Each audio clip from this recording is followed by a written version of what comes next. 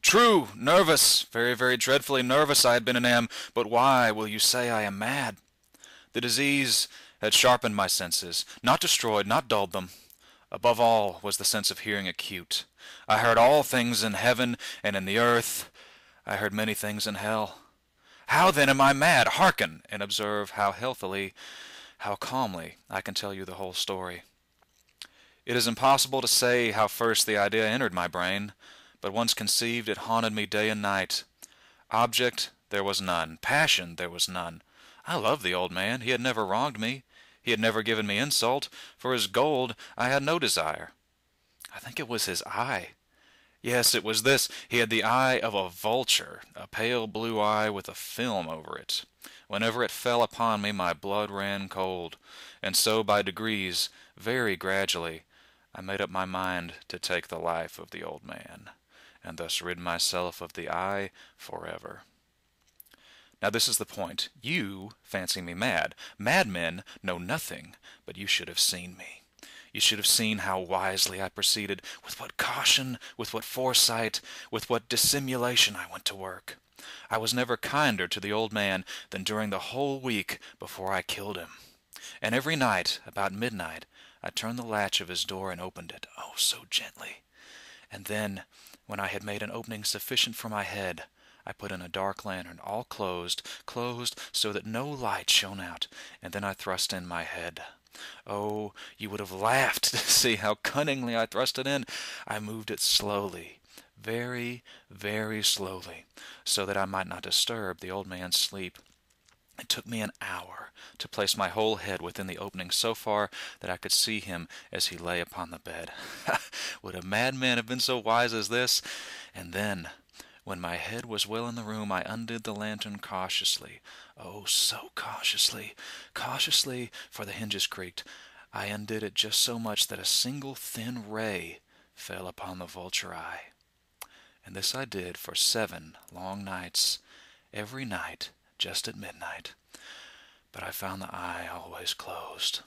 And so it was impossible to do the work, for it was not the old man who vexed me, but his evil eye. And every morning, when the day broke, I went boldly into the chamber, and spoke courageously to him, calling him by name in a hearty tone, and inquiring him how he passed the night. So you see, he would have been a very profound old man indeed to suspect that every night, just at 12, I looked in upon him while he slept. Upon the 8th night, I was more than usually cautious in opening the door. A watch's minute hand moves more quickly than did mine. Never before that night had I felt the extent of my own powers, of my sagacity. I could scarcely contain my feelings of triumph, to think that there I was, opening the door, little by little, for he not even to dream of my secret deeds or thoughts. I fairly chuckled at the idea, and perhaps he heard me, for he moved on the bed suddenly as if startled. Now you may think that I drew back, but no. His room was as black as pitch with the thick darkness, for the shutters were closely fastened through fears of robbers. And so I knew that he could not see the opening of the door, and I kept pushing it on steadily, steadily. I had my head in, and was about to open the lantern when my thumb slipped upon the tin fastening, and the old man sprang up in bed, crying out, "Who's there?" I kept quite still and said nothing. For a whole hour I did not move a muscle, and in the meantime I did not hear him lie down. He was still sitting up in the bed listening, just as I have done night after night, hearkening to the death watches in the wall. Presently I heard a slight groan, and I knew it was the groan of mortal terror. It was not a groan of pain or grief. Oh, no, it was the low, stifled sound that arises from the bottom of the soul when overcharged with awe. I knew the sound well. Many a night, just at midnight, when all the world slept, it has welled up from my own bosom, deepening with its dreadful echo the terrors that distracted me. I say I knew it well.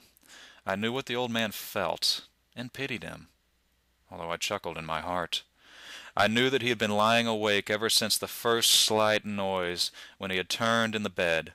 His fears had been ever since growing upon him. He had been trying to fancy them causeless, but could not. He had been saying to himself, "It is nothing but the wind in the chimney. It is only a mouse crossing the floor, or it is merely a cricket which has made a single chirp."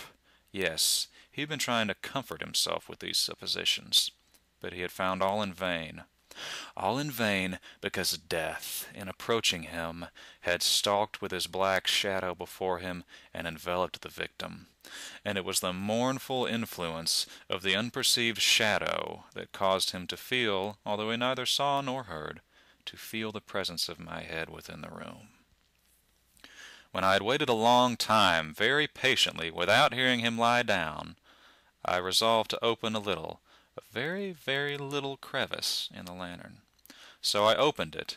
You cannot imagine how stealthily, until at length a simple dim ray, like the thread of a spider, shot out from the crevice and fell full upon the vulture eye.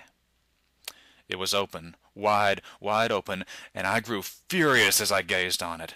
I say it with perfect distinctness, all in a dull blue, with a hideous veil over it that chilled the very marrow in my bones. But I could see nothing else of the old man's face or person, for I had directed the ray as if by instinct, precisely upon the damned spot. And have I not told you that what you mistake for madness is but over-acuteness of the sense? Now, I say, there came to my ears a low, dull, quick sound, such as a watch makes when it is enveloped in cotton. I know that sound well, too. It is the beating of the old man's heart. It increased my fury, as the beating of a drum stimulates the soldier into courage. But even yet I refrained and kept still. I scarcely breathed. I held the lantern motionless. I tried how steadily I could maintain the ray upon the eye. Meantime, the hellish tattoo of the heart increased. It grew quicker and quicker, and louder every instant. The old man's terror must have been extreme. It grew louder, I say, louder every moment. Do you mark me well? I have told you that I am nervous. So I am. And now, at the dead hour of the night, amid the dreadful silence of that old house, so strange a noise as this excited me to uncontrollable terror. Yet, for some minutes longer, I refrained and stood still. But the beating grew louder. I thought my heart must burst, and now a new anxiety seized me. The sound would be heard by a neighbor. The old man's hour had come. With a loud yell, I threw open the lantern and leaped into the room. He shrieked once only. In an instant, I dragged him to the floor and pulled the heavy bed over him.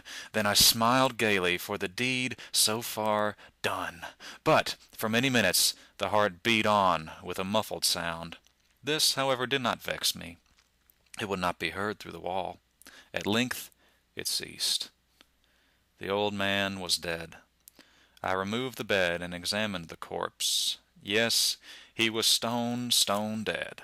I placed my hand upon the heart and held it there for many minutes. There was no pulsation. He was stone dead. His eye would trouble me no more. If you still think me mad, you will think so no longer when I describe the wise precautions I took for the concealment of the body. The night waned, and I worked hastily, but in silence. First of all, I dismembered the corpse. I cut off the head and the arms and the legs. I then took up 3 planks from the flooring of the chamber, and deposited all between the scantlings. I then replaced the boards so cleverly, so cunningly, that no human eye, not even his, could have detected anything wrong. There was nothing to wash out, no stain of any kind, no blood spot whatever. I had been too wary for that. A tub had caught it all. When I made an end of these labors, it was 4 o'clock, still dark as midnight. As the bell sounded the hour, there came a knocking at the street door. I went down to open it with a light heart, for what had I now to fear? There entered 3 men who introduced themselves with perfect suavity as officers of the police. A shriek had been heard by a neighbor during the night. Suspicion of foul play had been aroused, information had been lodged at the police office, and they, the officers, had been deputed to search the premises. I smiled, for what had I to fear? I bade the gentleman welcome. The shriek, I said, was my own in a dream. The old man, I mentioned, was absent in the country. I took my visitors all over the house. I bade them search well. I led them at length to his chamber. I showed them his treasures, secure, undisturbed. In the enthusiasm of my confidence, I brought chairs into the room, and desired them here to rest from their fatigues, while I myself, in the wild audacity of my perfect triumph, placed my own seat upon the very spot beneath which reposed the corpse of the victim. The officers were satisfied. My manner had convinced them. I was singularly at ease. They sat, and while I answered cheerily, they chatted of familiar things. But ere long, I felt myself getting pale, and wished them gone. My head ached, and I fancied a ringing in my ears, but still they sat, and still chatted. The ringing became more distinct. It continued, and became more distinct. I talked more freely to get rid of the feeling, but it continued, and gained definiteness, until, at length, I found the noise was not within my ears. No doubt I now grew very pale, but I talked more fluently and with a heightened voice. Yet the sound increased, and what could I do? It was a low, dull, quick sound, much such a sound as a watch makes when enveloped in cotton. I gasped for breath, and yet the officers heard it not. I talked more quickly, more vehemently, but the noise steadily increased. I arose and argued about trifles, in a high key and with violent gesticulations, but the noise steadily increased. Why would they not be gone?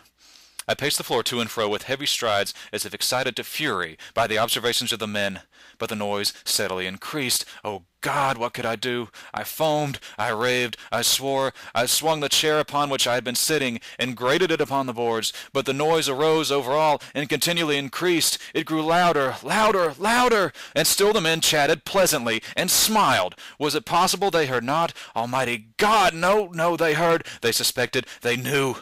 They were making a mockery of my horror. This I thought, and this I think.